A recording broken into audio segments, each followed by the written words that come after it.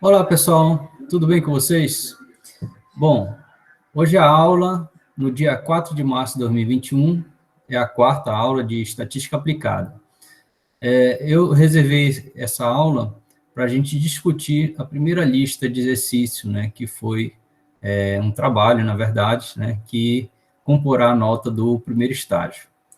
Né? E essa lista, basicamente, ela busca reunir vários conceitos, né? Explorar vários conceitos que são importantes para uma melhor compreensão da estatística e de como podemos trabalhar a estatística, tá certo? Então, antes de eu, na verdade, passar para a lista e comentar, seguindo a sequência de questões que estão lá, né? Eu queria perguntar para vocês o que vocês acharam aí da lista. Qual a impressão aí, as críticas, sugestões que vocês têm aí sobre a lista?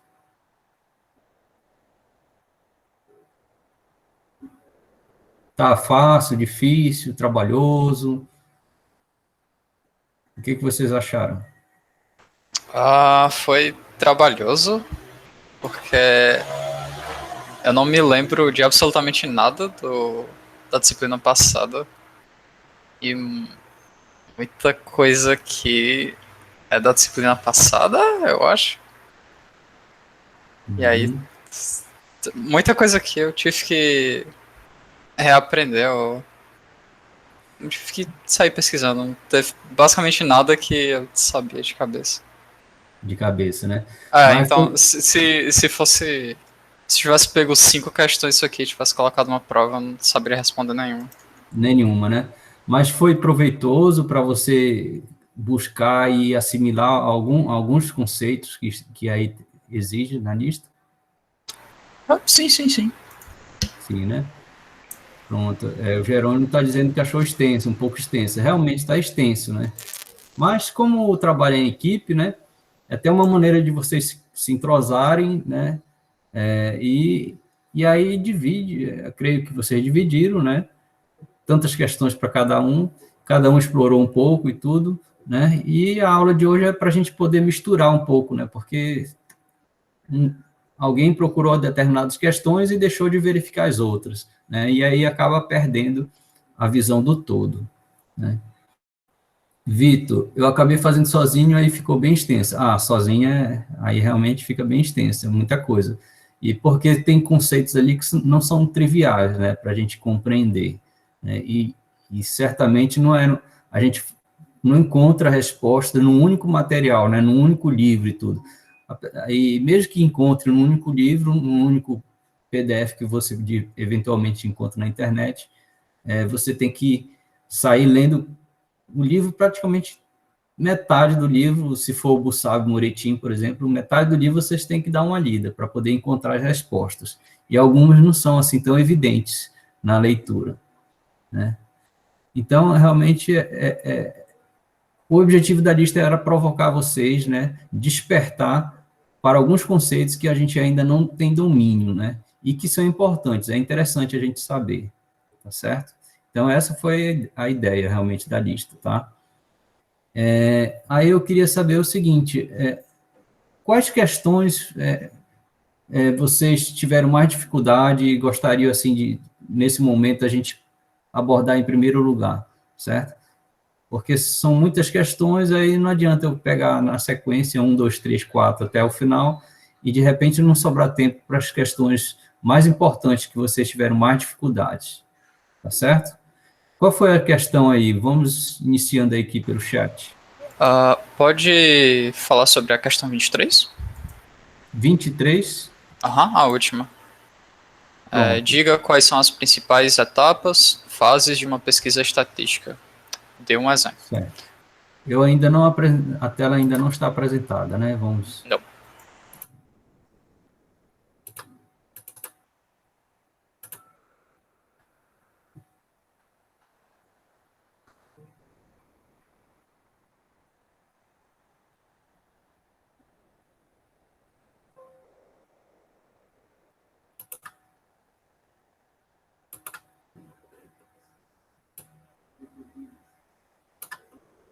Vinte e três. Diga quais são as principais etapas ou fases, né, de uma pesquisa estatística. Dê um exemplo, tá certo? Então, de alguma forma, a gente já discutiu isso aqui na nossa primeira aula, né, quando a gente falou dos conceitos da ciência estatística, né? O que é estatística e qual é a ideia geral que se trabalha, onde a gente trabalha a ciência estatística, né? Então, basicamente, são as etapas: definir o problema, certo? Definir objetivo geral, específico, tá? Delimitar espaço, tempo de pesquisa do problema que você vai estudar, né? A população, se vai ser amostra ou não, tá? Então, a primeira etapa seria a definição do problema, tá? Definição do problema. Tudo começa em definir bem o problema, porque não adianta nada você ter a melhor solução estatística possível que você tem, se essa solução é para resolver um problema que foi definido de forma errada. Então, você vai responder de uma técnica de excelência a um problema errado, então não serve, né? Realmente, você pode, às vezes, você resolve um problema com técnicas simples de estatística, onde o problema está bem definido e já é de bom tamanho, já é de grande valia para uma boa tomada de decisão, tá certo? Então, eu vou abrir aqui alguns slides. Talvez eu não tenha exatamente aqui. Deixa eu ver aqui.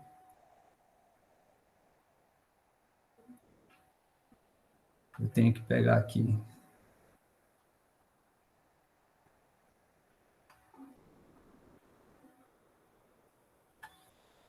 Só um minutinho. Talvez eu tenha aqui num... Se vocês fizerem uma busca no Google, Gilberto espaço S Matos, esse primeiro link aqui é o meu Google Sites. Não, aqui é para a unidade de estatística. Deixa eu ver aqui. Esse aqui. Este site tem o objetivo de facilitar o desenvolvimento de várias atividades no meu dia a dia. Esse aqui, Google Sites.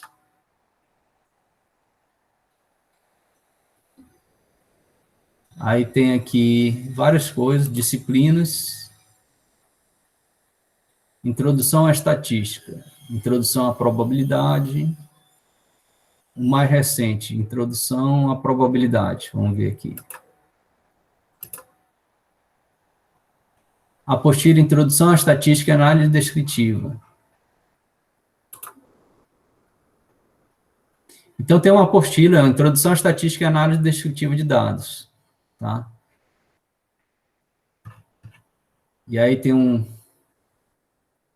tem vários conceitos aqui, o que é a população, a amostra, parâmetro estatística, respondendo algumas questões que eu coloquei na lista, a ciência estatística e a visão sistêmica, né?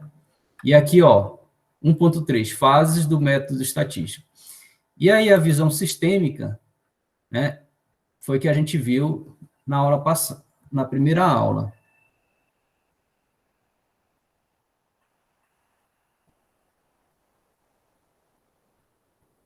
Só eu quero ampliar aqui.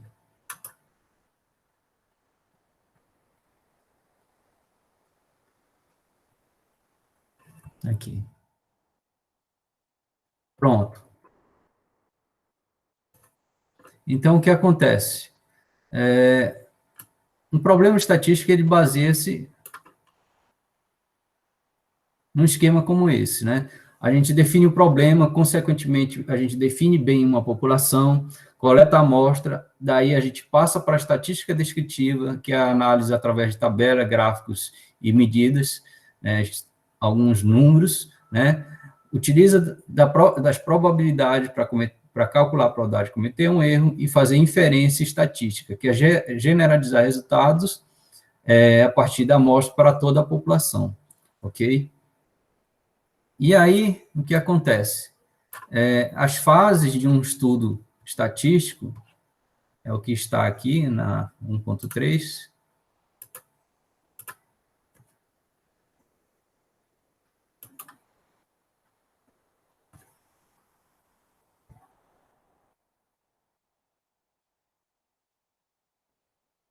Só um minutinho aqui.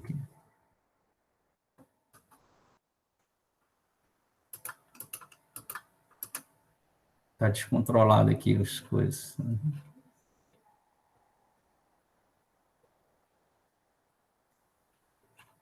Aqui. Então, definir cuidadosamente o problema, como eu falei no início. Segundo, formular um plano para a coleta de dados adequados, né? Se vai ser amostragem ou vai ser um censo, né? Qual técnica de amostragem a ser utilizada, tá? Então, fazer o plano amostral, né? Planejamento amostral, que foi a videoaula que eu gravei hoje e deixei disponível para vocês, tá certo? E aí, se a coleta de dados vai ser através de dados primários ou secundários. Primários é quando a gente vai direto no campo para coletar os dados. E secundários é quando os dados já foram coletados por alguma instituição ou por alguém, e deixa disponível em formato de tabelas, gráficos, anuários, né? Então, dados que já foram coletados por alguém, você vai apenas ser um usuário final desses dados. Tipo o IBGE divulga muitas pesquisas e você usa esses muitos dados, né? E aí você usa os dados do IBGE para fazer as suas análises mais avançadas, digamos assim. A terceira etapa é coligir ou apurar os dados. É transportar os dados, por exemplo, de um questionário para o computador. Isso se já não for coletado diretamente num aplicativo que já coleta os dados digitalmente, né, eletronicamente, e já coleta direto para uma base de dados, uma planilha eletrônica, por exemplo. Tá? Então, antigamente, a gente pegava um questionário físico, né? E aí a gente transferia esses dados de maneira codificada, ou, por exemplo, gênero, masculino e feminino. Geralmente a gente não digita na base de dados masculino e feminino, a gente digita 0 masculino e 1 feminino, tá certo? Então você procura geralmente codificar e de forma codificada, tudo que for possível você codifica, e deve ter uma legenda, né, para cada um desses códigos, você deve organizar, tá? Quarta etapa, né, de uma etapa ou fase de estudo estatístico, é analisar e interpretar os dados, tá? Então, fazer as análises em si dos dados, tá? Quinto, relatar as conclusões de maneira que sejam facilmente entendidas por quem for usar na tomada de decisões. Então, gerar o relatório, né? Gerar um relatório escrito, um documento, tá? E geralmente também você organiza um slide, né? Um slide onde você vai apresentar os resultados através de tabelas, de gráficos, geralmente gráficos bem organizados, né? De maneira que não obscura, não seja obscuro algumas informações ou equivocadas, tá? E aí você gera uma apresentação, que você faz uma apresentação oral desses resultados. Então, revisando, definir o problema, etapa 1. Segundo, formular um plano para a coleta dos dados. Terceiro, coligir ou apurar os dados, codificar os dados, verificar se tem erros de digitação ou na coleta de dados. Quarto, analisar e interpretar os dados, fazer as análises em si dos dados. Quinto, relatar as conclusões da pesquisa, através de um relatório ou de apresentações, tá certo? Então, basicamente é isso, né? São as 6 etapas, geralmente, né? E essas etapas aqui, elas não necessariamente é nessa sequência numa sequência direta, ela pode voltar. Por exemplo, quando você for formular a coleta dos dados, você pode surgir a necessidade de voltar para definir o problema de forma cuidadosa, tá? Pode ser necessário. Tá? Então, você pode voltar, melhorar e depois retornar ao plano da coleta dos dados. Então, é isso que acontece. Ok? Deu para entender, Francisco, aí as várias ideias envolvidas? Deu sim, obrigado. Ok.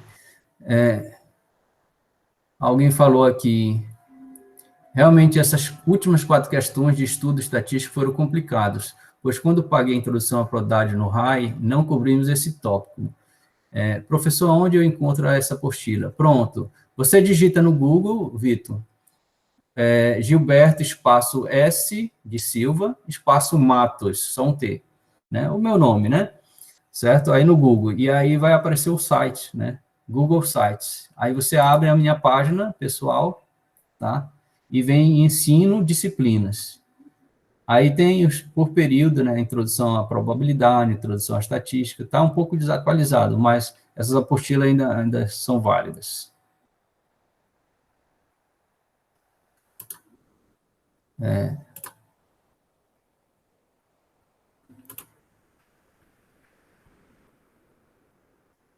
Ok, Vitor?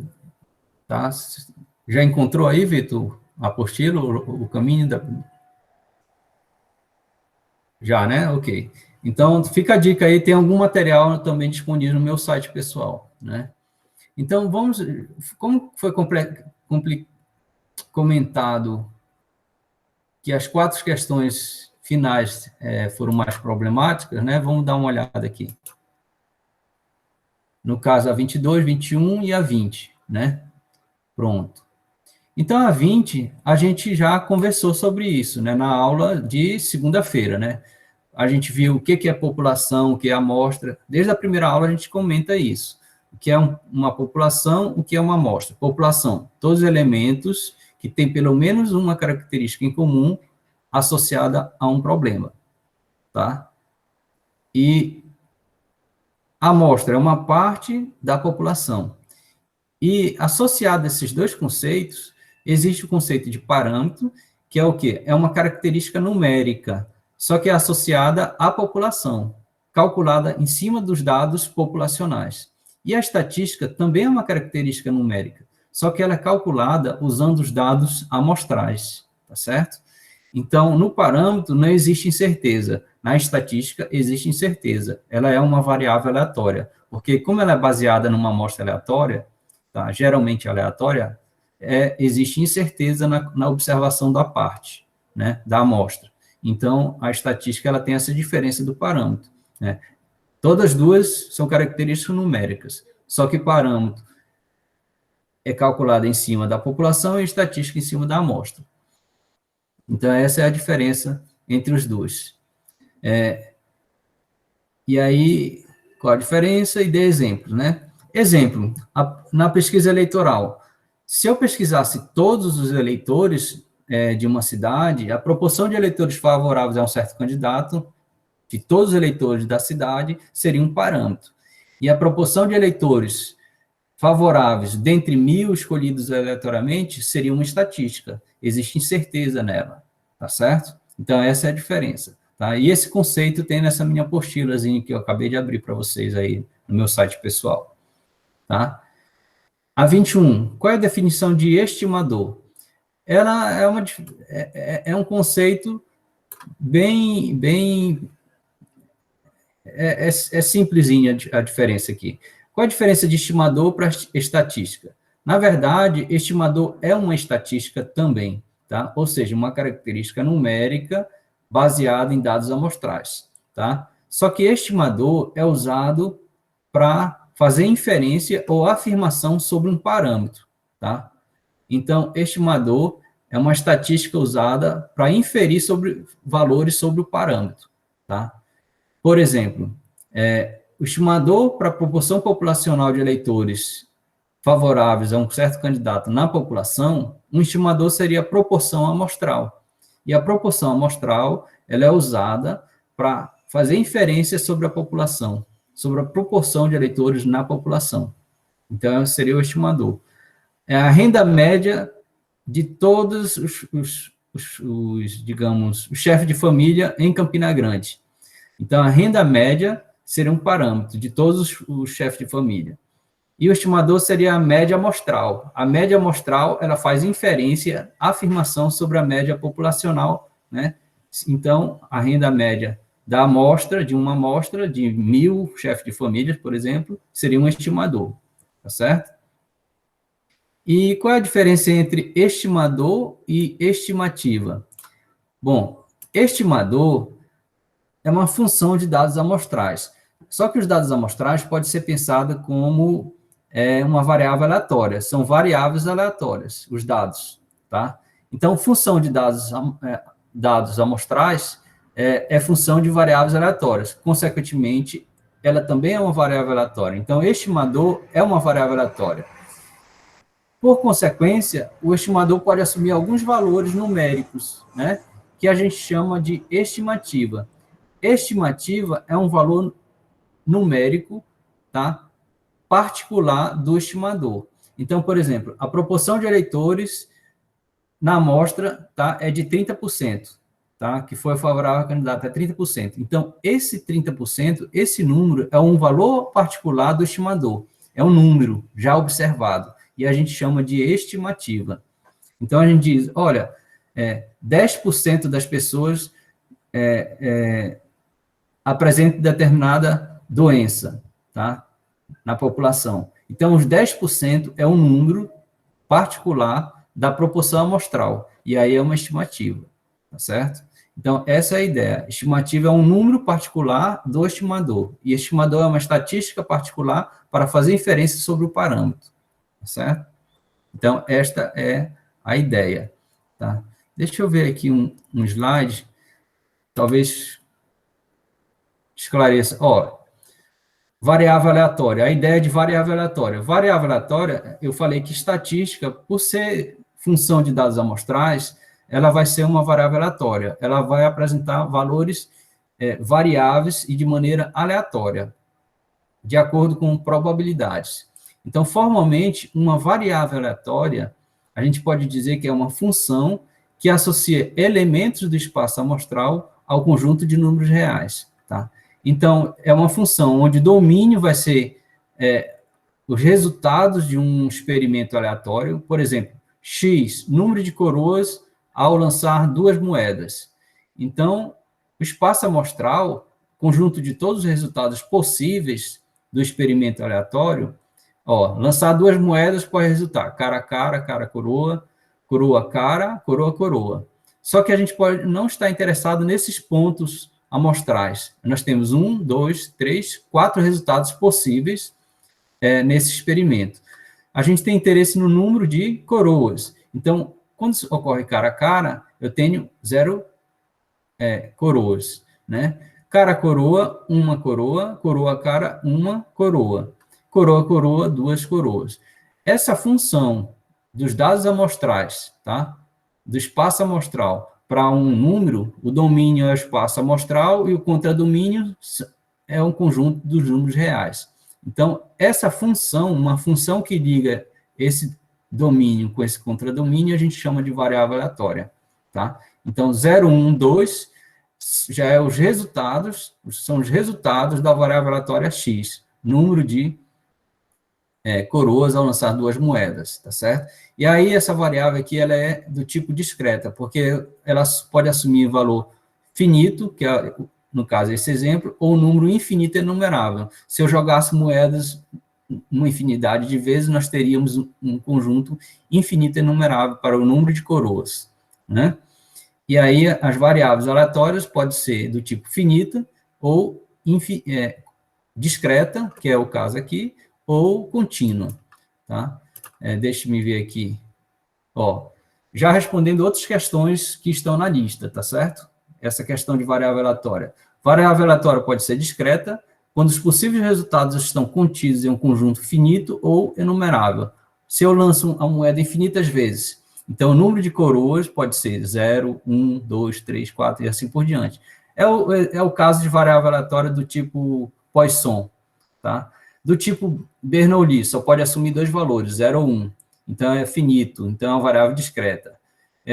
Binomial, nenhum sucesso, um sucesso até n sucesso. Então, é finito, então é uma variável aleatória discreta.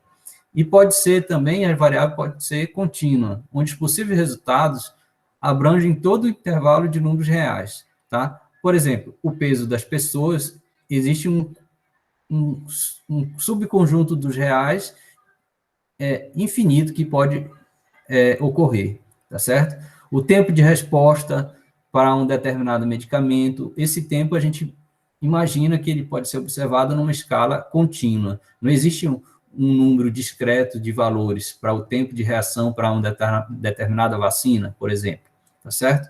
O tempo de vida útil de uma lâmpada, de um computador, de um chip.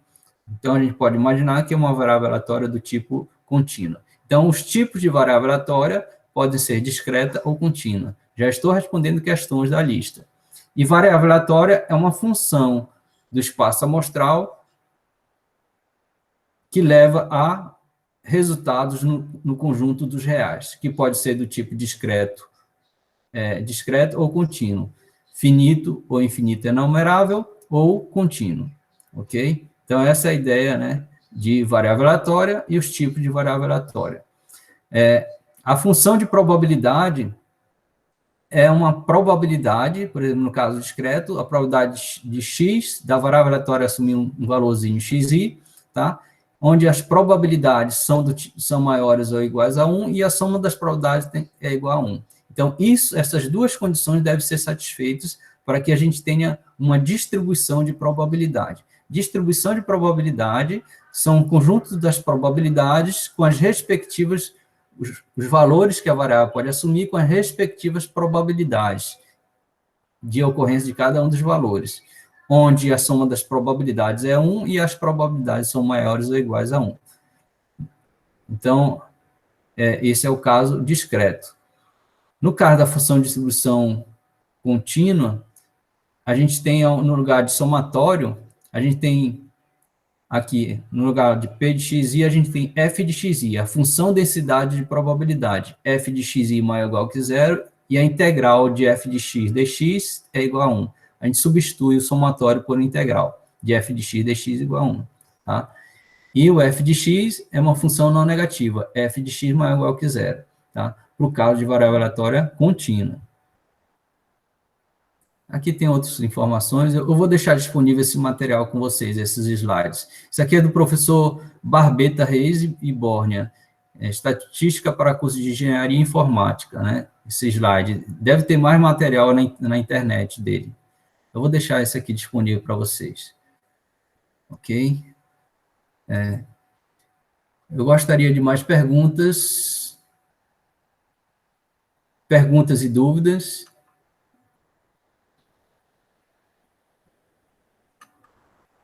Então, tem uma questão que pergunta quais são os parâmetros de uma distribuição Bernoulli, né?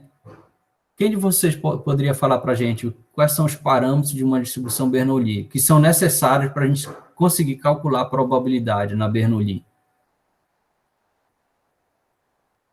Alguém poderia dizer?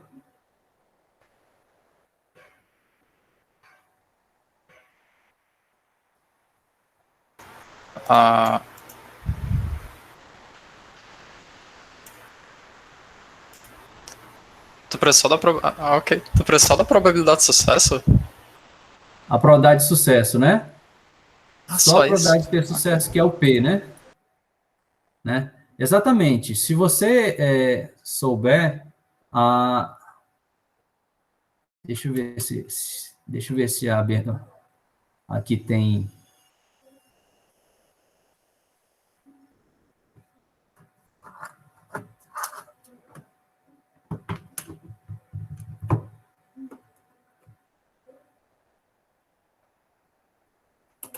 Deixa eu verificar aqui. Então, vejam só. A variável Bernoulli, ela assume o valor 1 com probabilidade P.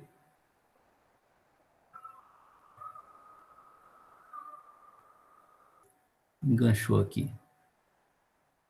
1 com probabilidade P e 0 com probabilidade 1 menos P. Tá? Sucesso com probabilidade P, tá? E fracasso com probabilidade 1 menos P. E a probabilidade, isso aqui determina a distribuição de probabilidade da Bernoulli. Tá? Ela é usada para um experimento específico, onde a variável só pode assumir 2 valores. Né? com probabilidade P de sucesso e 1 menos P probabilidade de fracasso. Então, existem vários experimentos nessa situação. Por exemplo, na pesquisa eleitoral, cada eleitor pode ser pensado como sendo uma variável Bernoulli. Cada eleitor vai dizer, eu voto com probabilidade P no candidato, né? E não voto com probabilidade 1 menos P, certo? Cada eleitor, tá? Então, aí x, o 0 e 1 são os possíveis valores da variável aleatória, Bernoulli. E P e 1 menos P são as respectivas probabilidades. Tá? O conjunto de valores que a variável pode assumir, 1, 0, 0, 1 menos P, tá? O conjunto desses valores a gente chama de distribuição de probabilidade. Os possíveis valores da variável com as respectivas probabilidades de ocorrência, a gente chama de distribuição de probabilidade. Por quê? As probabilidades aqui são maiores ou iguais a zero e a soma dá 1. P mais 1 menos P é igual a 1. Tá? Então, realmente, nós temos uma distribuição de probabilidade. Essas condições, elas devem ser satisfeitas. P maior ou igual que zero e a soma das probabilidades igual a 1. Aí a gente tem uma distribuição de probabilidade. E para calcular a probabilidade de x ser um sucesso, por exemplo, tá? Nós temos x igual a x, a variável assumindo um valor particular x, nós temos a seguinte função de probabilidade, que é a função que determina a probabilidade do evento de interesse. É p elevado a x, certo? Que multiplica 1 menos p elevado a 1 menos x. E para concluir 1 menos x, para concluir essa função de probabilidade, a gente tem que dizer quais os possíveis valores que a variável pode assumir. X pode assumir o valor 0, ou x pode assumir o valor 1, tá? Se a gente não especificar os possíveis valores da variável aleatória, aí a gente comete um erro matemático, certo? Porque tem que dizer, essa probabilidade aqui, ela só é válida para x igual a 0, 1, tá? Então, se x igual a 0, bom, aí a gente precisa do quê? Do valor de x, que é o valor que a variável pode assumir, 0 ou 1. E aí fica faltando, se eu tenho x, que pode ser o valor 0 ou 1, fica faltando o quê para calcular essa probabilidade? P, a probabilidade de sucesso. E aí a gente diz que esse P é o parâmetro da distribuição de probabilidade da Bernoulli, né? Então, x tem distribuição de Bernoulli, tanto é que a gente faz essa notação. X tem distribuição de Bernoulli com o parâmetro P, que é a probabilidade de sucesso. Tá? Então, a probabilidade de x, por exemplo, ser igual a 1, vai ser igual ao quê? A P elevado a x, que é 1, vezes 1 menos P elevado a 1 menos 1. Ó, 1 menos 1 é 0, 1 menos P elevado a 0 é 1, P elevado a 1 dá P. Então, P vezes 1 igual a P. A probabilidade de sucesso é P. Tá? E a probabilidade de x igual a 2 não, a 0, que é a probabilidade de sucesso, fracasso. P elevado a x, que é 0, que multiplica 1 menos P elevado a 1 menos 0, que é o x. Isso é igual, P elevado a 0 é 1, 1 menos P elevado a 1, menos 0, que é 1. Aí fica P elevado a 0 a 1, vezes 1 menos P. 1 menos P, a probabilidade de fracasso. Então, realmente, o parâmetro, né, a gente percebe que o parâmetro necessário para calcular a probabilidade na Bernoulli é o parâmetro P, probabilidade de sucesso, certo? Aí eu pergunto para vocês, quais são os parâmetros necessários para calcular a probabilidade na distribuição binomial? Binomial. Quais são os parâmetros da binomial?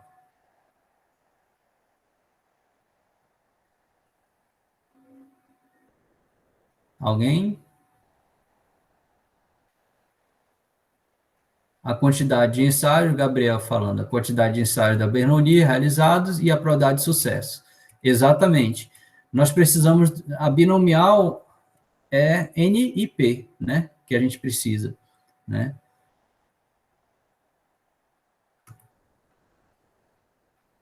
x,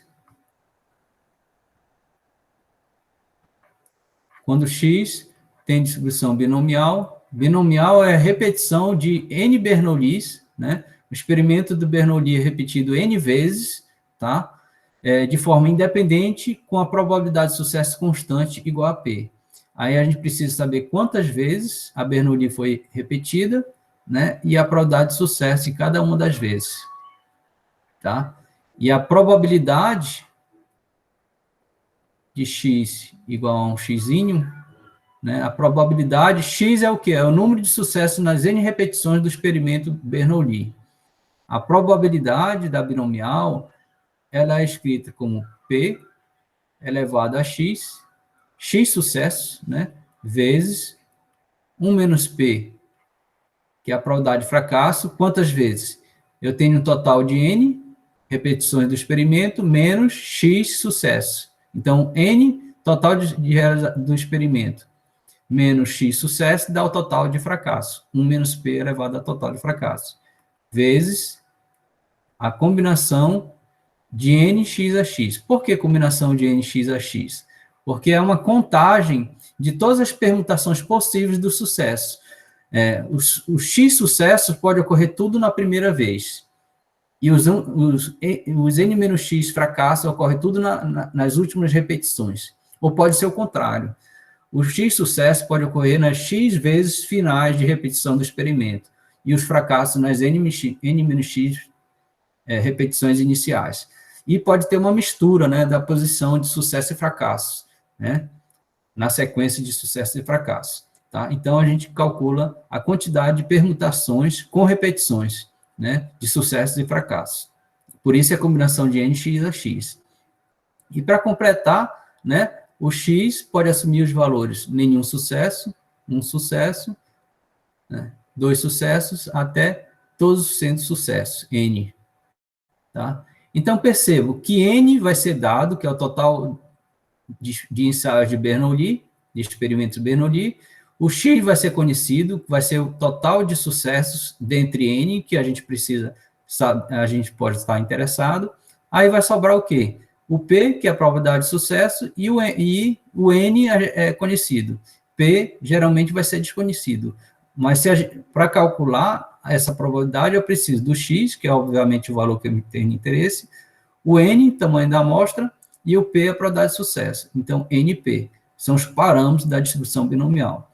Tá? O N, geralmente, a gente vai conhecer, e P, a probabilidade de sucesso, geralmente é desconhecido.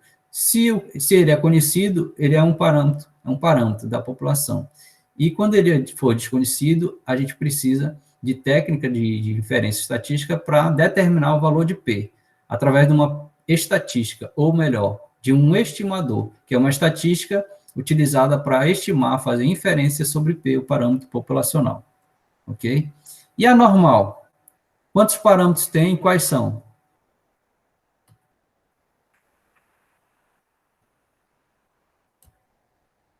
Diga aí.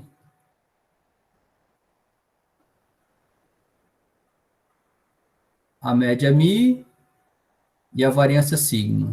Eita, responderam rapidinho aí, hein? Até com símbolo grego aí saiu o mizinho bonitinho. Você copiou direto, Silas, do seu editor aí? O Mi e o sigma, como saiu bonitinho aí? Legal. E o Gustavo falou, né? Média e variância. Valeu, Silas. Pronto, exatamente. É a média e a variância, né? Através da média e a variância, a gente consegue determinar, né, a probabilidade, calcular uma probabilidade na distribuição normal. Então, X tem distribuição normal, com média Mi, e variância sigma 2, tá? A função densidade de probabilidade de uma normal, deixa eu ver se ainda lembro, faz tanto tempo que eu não olho para a carinha dela. A FDP, né, a função densidade de probabilidade, é uma função que deve ser maior ou igual que zero, e a integral nos reais tem que ser igual a 1. Então, é 1 sobre raiz de 2π, certo? É sigma, o sigma fora da raiz, tá? Vezes a exponencial de menos 1 sobre 2 sigma 2, que multiplica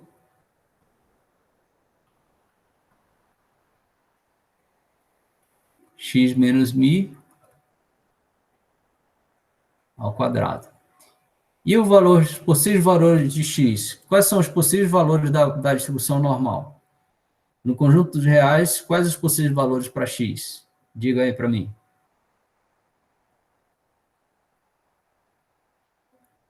Só nos positivos, só nos negativos, no intervalo 0,1, no intervalo AB, nos reais.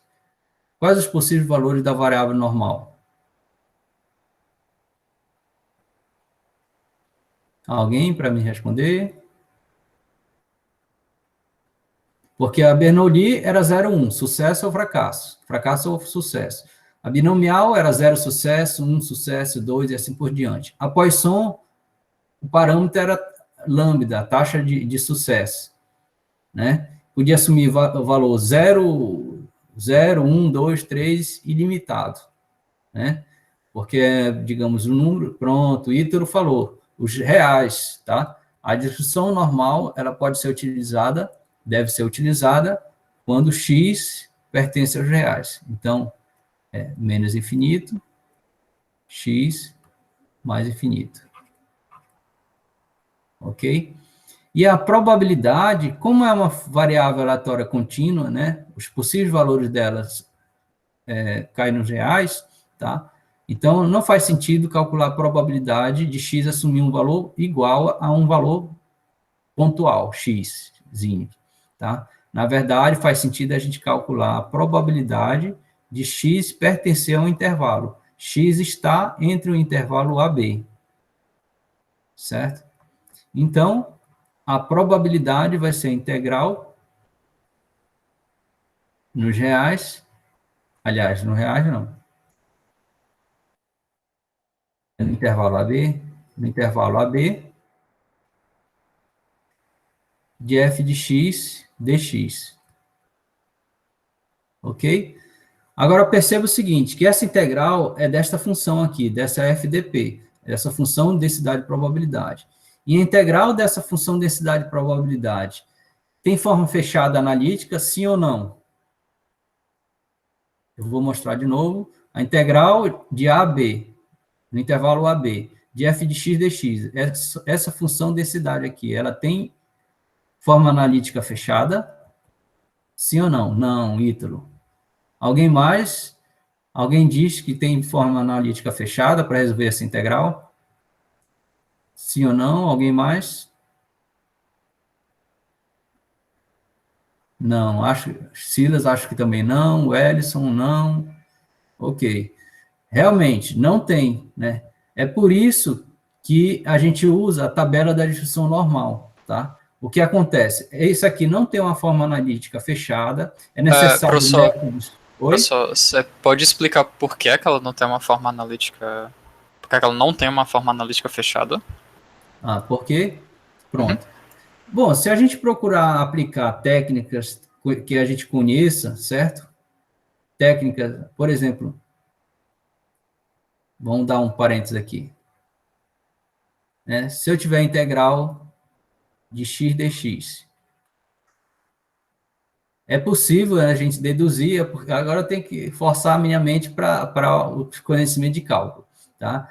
Eu não sei te dizer agora, provando, né, porque a integral de x é igual a x ao quadrado sobre 2. Talvez vocês lembrem aí que pagou recentemente a disciplina de cálculo 1, 2, né, ou 3. Tá? Então, a gente sabe que integral de x é o quê? Integral de x ao quadrado sobre 2. Eu acho que tem mais uma constante aqui, eu acho. Certo? Tá? Então, se houver aqui uma função, a função f de x aqui é igual a x nesse caso, tá certo? E aí a gente sabe disso, porque quando deriva essa função aqui, é antiderivada, né? Isso aqui é antiderivada integral. E quando a gente deriva essa antiderivada, a gente vai retornar ao valor de x.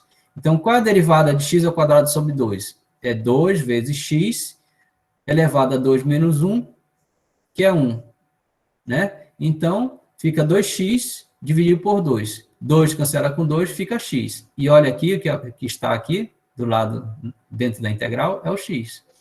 Então, a derivada disso volta para o x, tá? E não existe uma função, tá? Antiderivada disso aqui, tá? Que a integral, vamos ver aqui, integral de e elevado a x, dx. Qual é a integral de e elevado a x dx? Alguém sabe me dizer? E elevado a x, tá? Então, parece que a gente chegou, rodou e não chegou a lugar nenhum, porque a integral de e elevado a x é e elevado a x, tá? Então, derivou, qual é a derivada de e elevado a x? Qual é a derivada de e elevado a x?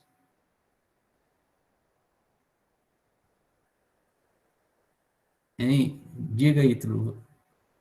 Qual a derivada de e elevado a x? E elevado a x. Continua sendo e elevado a x. A derivada de e elevado a x. Tá certo? Então, não tem uma solução analítica fechada. Tá? Porque aqui, na verdade, ainda tem aqui, o x está dentro desse quadrado. Tá certo? Ó, x menos 1.000 ao quadrado. Tá? Então, não vai ter como retornar, tá? Para a derivada. Tá? Então, não tem uma forma analítica fechada como esta aqui. Bom, estou tentando responder da forma mais clara possível, mas existem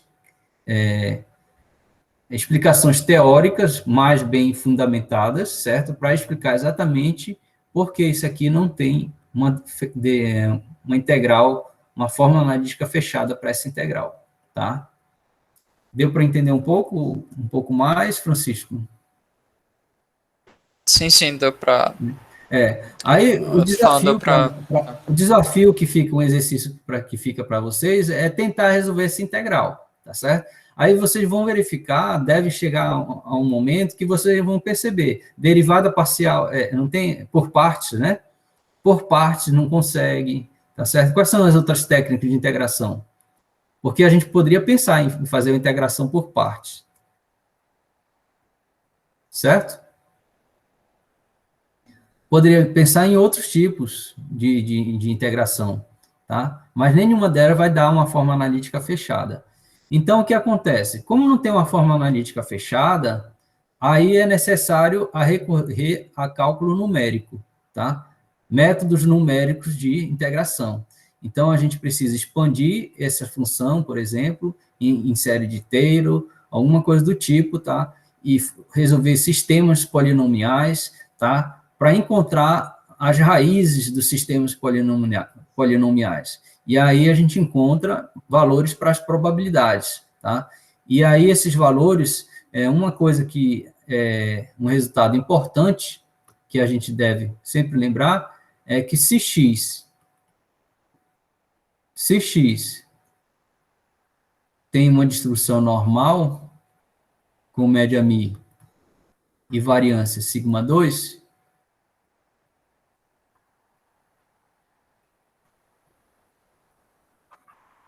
então, z sendo igual a x menos μ sobre sigma, tem que distribuição? Se x é normal com média μ e variância sigma 2, então z, x menos μ sobre sigma, tem que distribuição?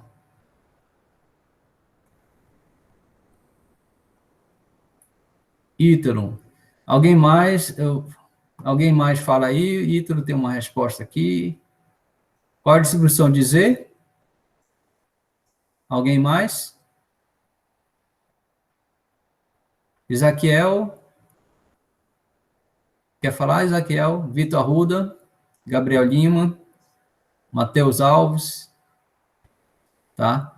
Então, realmente, tem distribuição normal, com a média 0 e a variância 1, tá?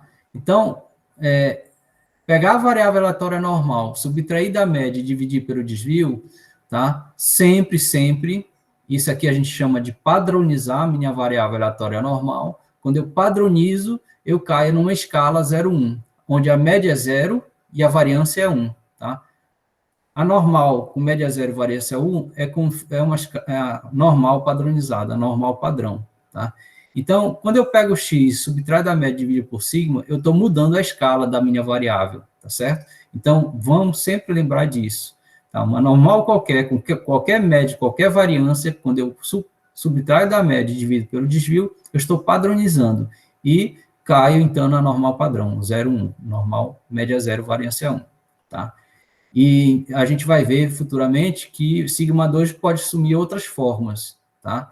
Mas sempre quando eu tiver variância sigma 2 for igual a qualquer coisa, pegar o x, subtrair da média, dividido por qualquer coisa, a raiz da variância, né, que é raiz de qualquer coisa, vai dar o normal 0,1.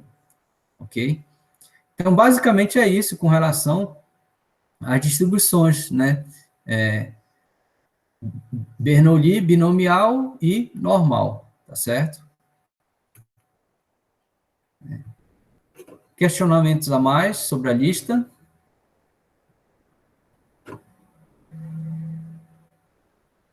Alguma outra questão interessante? Dúvida?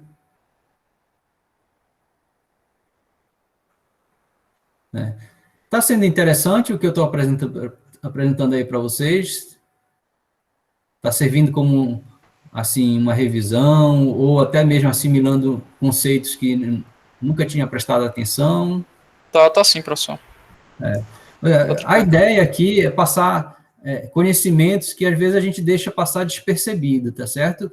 Ou revisar alguns que já viram na disciplina passada, né? Ou relembrando, ou realmente adquirir um novo conhecimento, tá certo? Pronto. As distribuições. Ok. Uhum. Pronto. Eu queria que vocês questionassem mais alguma outra questão.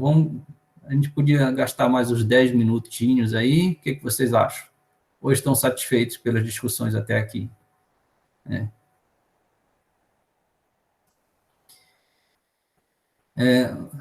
Tem uma coisa, distribuição de frequência. Alguém poderia dizer o que é uma distribuição de frequência?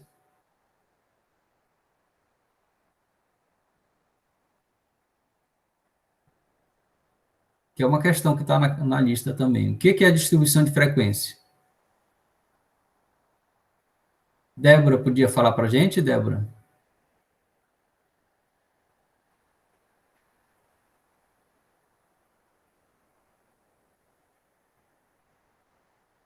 Matheus, agrupamento de dados de acordo com a ocorrência. Muito bem, né?